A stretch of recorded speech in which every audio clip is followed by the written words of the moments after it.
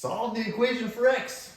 We have 2 times x plus 1 in parentheses squared minus 5 times x plus 1 in parentheses minus 3 equals 0.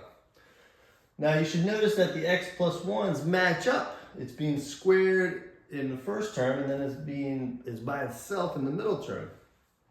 When you have something that matches up there and then it's squared and not squared, it's quadratic in form. What you do is you use u-substitution. We're going to let u equal that expression that matches up there, the x plus 1. The reason for doing that is because when we substitute u in for x plus 1, we get 2u squared minus 5u minus 3 equals 0. And you can see now that it is perfectly quadratic in standard form. Now we can solve this one. You can use the quadratic formula, but this one's actually factorable. I'm going to factor it with FOIL in reverse. So I'm going to set up my 2 parentheses here. The 2 first terms are going to multiply to give 2u squared. There's only one combination there, 2u and u.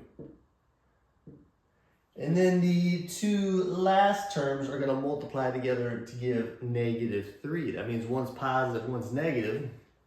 It's going to be 3 and a 1. You're trying to create a negative 5 when you do the outer and inner of FOIL. So what I'm going to do is I'm going to put the negative 3 here and the plus 1 here.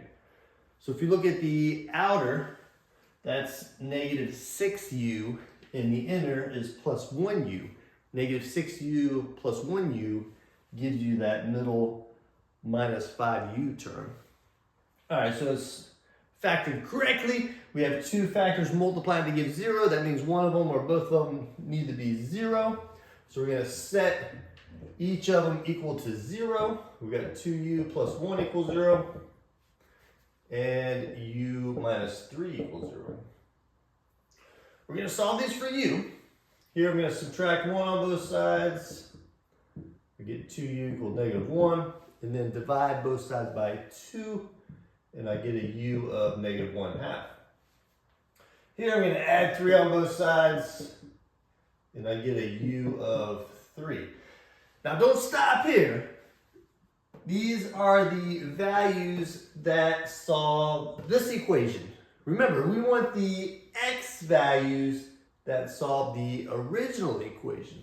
So what you do at this point is you go back to your transformation equation here, where we transformed x to u.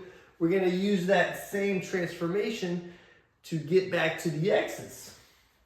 So all I'm going to do is simply replace u back with x plus 1. So x plus 1 equals negative 1/2, and x plus 1 equals 3. Now I just need to solve these for x.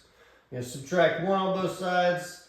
Subtracting 1 is the same thing as subtracting 2 over 2.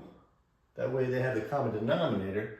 So x for this one is going to be negative 1 minus 2, negative 3 over 2.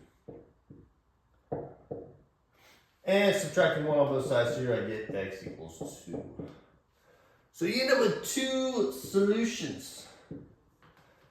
Negative 3/2 and 2. There you go.